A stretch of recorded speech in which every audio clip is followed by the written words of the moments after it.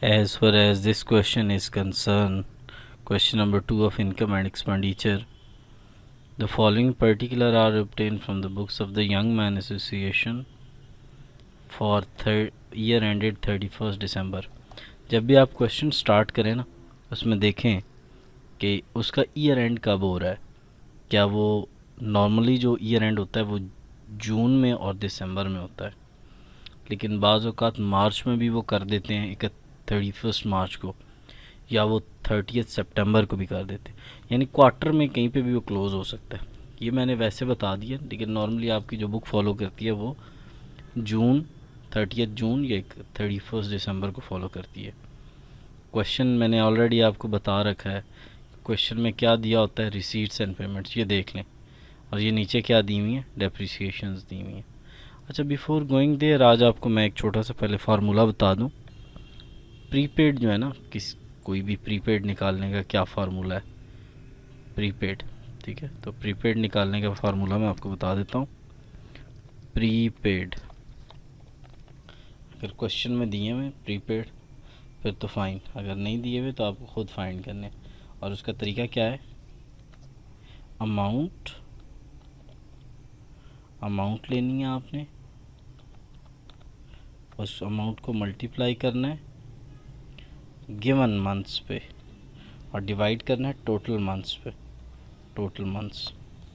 अब सपोज़ आपको एक अमाउंट दी गई है 1600, एक एक्सपेंस की अमाउंट कितनी है 1600, और वो कितने मंथ्स तक, गिवन मंथ्स यानी कितने मंथ्स तक वो प्रीपेड है, यानी वो कितने मंथ्स तक प्रीपेड है. सपोज़ वो है जी 3 मंथ्स तक, यानी वहाँ लिखा होगा paid up to March, paid up to April, paid up to June, paid up to July. देखिए ना आपका, तो ये गिवन मंथ्स होंगे ना. देखिए, अगर आपका ईयर एंड होता है दिसंबर में, तो उससे आगे आगे जो होगा वो प्रीपेड मंथ होंगे. उससे आगे आगे जो होंगे वो क्या होंगे, प्रीपेड मंथ होंगे. ठीक है, जैसे आप इस क्वेश्चन में देखें आपका ईयर एंड कब हो रहा है, दिसंबर में. और ये देखें पेड अप टू मार्च, ये 31 दिसंबर 2005 में हो रहा है. से एक तो देखें ये 5 है, ये 6 है, और ये 31 दिसंबर. इससे आगे आगे जितने मंथ्स होंगे ना उनको मैं गिवन मंथ्स कह रहा हूँ. गिवन मंथ से ये मैंने मार्च का है ना, मार्च का मतलब 3, ये मैंने आपकी आसानी के लिए किया. वैसे ये कैसे निकलते हैं, ये आपका जहाँ ईयर एंड हो रहा है उससे आगे गिनने हैं. तो ईयर एंड दिसंबर में हो रहा है तो उससे आगे जैन, फेब और मार्च, और टोटल मंथ कितने होते हैं 12. तो इसका आंसर आपका 400 आ जाएगा. तो प्रीपेड ये आपने वर्किंग नोट में निकालनी है, ये आपने कहाँ निकालनी है, वर्किंग नोट देना है. तो आज हमने कौन सा फार्मूला पढ़ा जी, कौन सा फार्मूला देखा, प्रीपेड निकालने का फार्मूला. ठीक हो गया जी. तो ये इसको मज़ीद हम देख लेंगे जब हम क्वेश्चन नीचे सॉल्व करेंगे ना, तो उस वक्त ऑफ कोर्स ये आएगा. ठीक है, तो इसको हम मज़ीद देख लेंगे. तो अब हम ज़रा इस क्वेश्चन को मज़ीद फॉलो करते हैं, मज़ीद इसको देखते हैं डीप में कि इसके कौन कौन से आइटम कहाँ कहाँ जाएंगे. एज़ यूजुअल आपको पता है कि मैंने आपको बता रखा है कि जो हमारा बैलेंस जो होता है, कैश बुक का जो बैलेंस होता है, उसे हम क्या बोलते हैं, कैश इन हैंड बोलते हैं. उसे हम क्या बोलते हैं, कैश इन हैंड बोलते हैं. ठीक है, और कैश इन हैंड कहाँ जाता है, कैश इन हैंड आप लोग जानते हैं कि कैश इन हैंड जो है वो जाता है उसमें, सिंपल सी बात है, बैलेंस शीट में. और कौन सी बैलेंस शीट में जाएगा जी, ये कौन सी बैलेंस शीट में जाएगा, ये बिगनिंग बैलेंस शीट में जाएगा. ये किस बैलेंस शीट में जाएगा, ये बिगनिंग बैलेंस शीट में जाएगा. ठीक हो गया जी. तो सबसे पहला आइटम हमने डिस्कस कर लिया, और वो क्या है, वो है रिसीट्स एंड पेमेंट्स. ठीक है, चलें जी अब नेक्स्ट आइटम पे चलते हैं. ठीक है, नेक्स्ट आइटम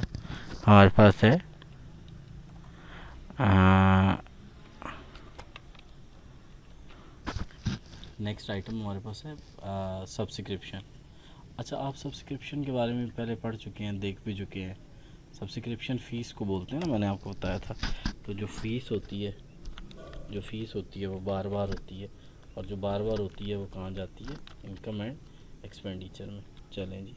अच्छा, इसी तरह ये भी इधर ही जाएगी, इनकम एंड एक्सपेंडिचर में एंट्रेंस फ़ीस भी वहीं जाएगी.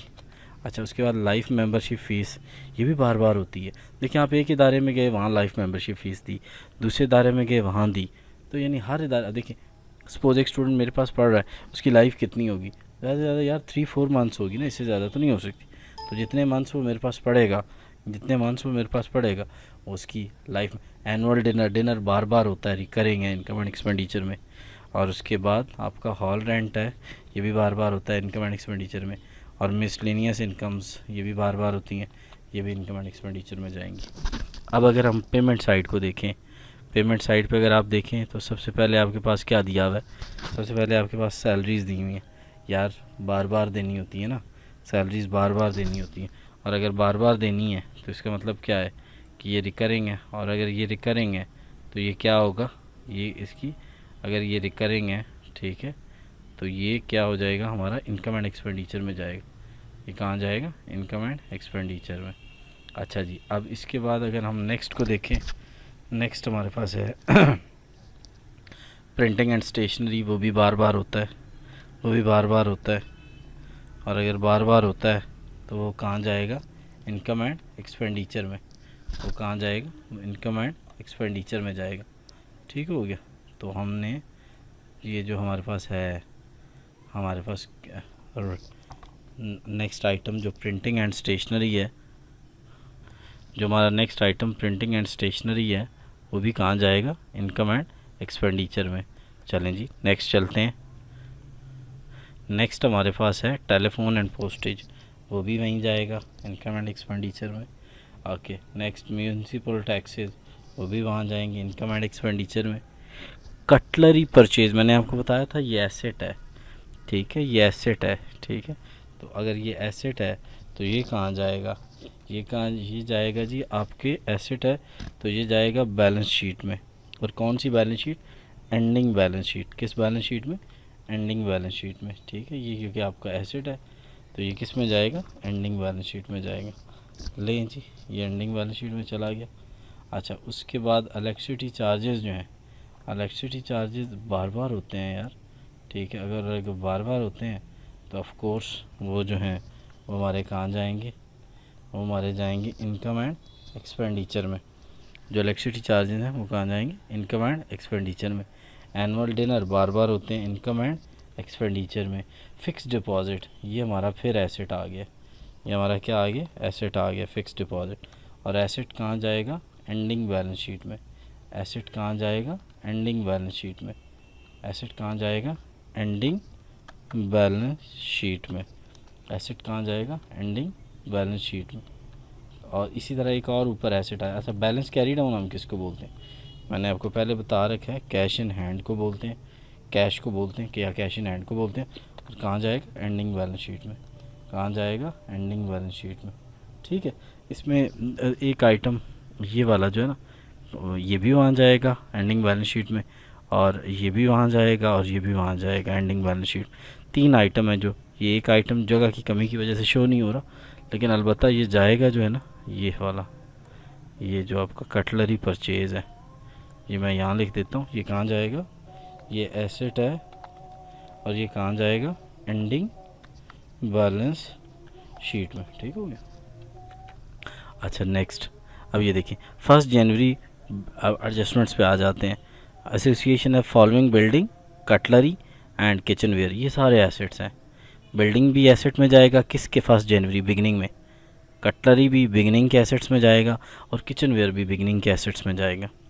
लेकिन यार ये एंडिंग में भी जाएंगे, वो क्यों जी, ये बिगनिंग है यार। बिल्डिंग जो साल के शुरू में थी ये होगी ना, कटलरी जो पड़ी थी वो होगी ना साल के एंड पे भी, किचनवेयर वो भी होंगे। तो जो एडजस्टमेंट में पहली 3 एडजस्टमेंट, बिल्डिंग बिगनिंग में भी एंडिंग में भी, कटलरी बिगनिंग में भी और एंडिंग में भी, किचनवेयर बिगनिंग में भी और एंडिंग में भी। और फ़र्क क्या होगा कि एंड बिगनिंग में हम इनको एज इट इज़ लिख लेंगे 2 लाख, 6 लाख और 8 लाख, लेकिन जब एंडिंग में लिखेंगे तो इनमें ये देखो डेप्रिसिएशंस भी लेंगे। बिल्डिंग का 5% 10,000 हो जाएगा, 6,000 का 40% 24,000 हो जाएगा, 8,000 का 25% वो हमारा 2,000 हो जाएगा। इस कटलरी पे क्यों नहीं ली यार, ये तो ले ही आखिरी दिन रहे हो, ये देखो 31 दिसंबर को ले, और इस पर कैसे डेप्रिसिएशन ले सकते हैं। चले नेक्स्ट पे चलते हैं। The annual subscription of association members 1000 rupees, ये 10 को 100 से मल्टीप्लाई कर लो ना, the annual subscription of 1000 rupees, ऐसे आप करो। एरियर्स आउटस्टैंडिंग को बोलते हैं, एरियर्स किसको बोलते हैं? आउटस्टैंडिंग को। आउटस्टैंडिंग को अगर हम एरियर्स बोलते हैं तो इसका मतलब है कि ये वाले जो एरियर्स हैं ये 10,000 रुपीज़ के इस सब्सक्रिप्शन में ये क्या हो जाएंगे, इस सब्सक्रिप्शन में ये प्लस हो जाएंगे। हमने क्या डिसाइड किया हुआ है? हमने ये डिसाइड किया हुआ है कि जो भी आउटस्टैंडिंग होंगे वो क्या होते हैं? प्लस। तो ये वाला 10,000 उसके अंदर क्या हो जाएगा? प्लस हो जाए, सॉरी 1,000 उसके अंदर क्या हो जाएगा? प्लस हो जाएगा। और जो रिसीट साइड पे आउटस्टैंडिंग आता है वो रिसीवेबल होता है, जो रिसीट साइड पे आउटस्टैंडिंग आता है वो रिसीवेबल होता है, जो रिसीट साइड पे आउटस्टैंडिंग आता है वो रिसीवेबल होता है, वो एसेट बन जाएगा। और साथ ही ये बैलेंस शीट में क्या बन जाएगा? बैलेंस शीट में ये क्या बन जाएगा? ये बैलेंस शीट में एसेट बन जाएगा। ठीक हो गया? तो ये बैलेंस शीट में क्या बन जाएगा? एसेट बन जाएगा। ठीक है, तो ये बैलेंस शीट में ये एसेट बन जाएगा। लेकिन अब मैं आपको चूँकि बहुत डिटेल में बताता हूँ, हालांकि इतनी ज़रूरत नहीं है क्योंकि उसने पेपर आपसे क्वेश्चन में नहीं मांगी भी। तो ये 1000 सब्सक्रिप्शन में ऐड होगा और बैलेंस शीट में क्या बन, लेकिन कौन सी बैलेंस शीट में? एडजस्टमेंट हमेशा एंड वाली में होती हैं, एडजस्टमेंट्स हमेशा end. Municipal taxes paid up to March, मैंने ऑलरेडी इसका फार्मूला आपको ये देखें बता दिया है। प्रीपेड आपने यहाँ लिखना है वर्किंग नोट, जब भी क्वेश्चन के आखिर में ना रफ़ वर्क को हम वर्किंग नोट बोलते हैं, रफ़ वर्क को हम क्या बोलते हैं? Working note. ठीक है, तो आपने प्रीपेड लेना है और उसका अमाउंट लेनी है। ये देखो यार, बात पता है क्या है, ये यहाँ पे जाओ, ये इसको इसके साथ रिलेट करो।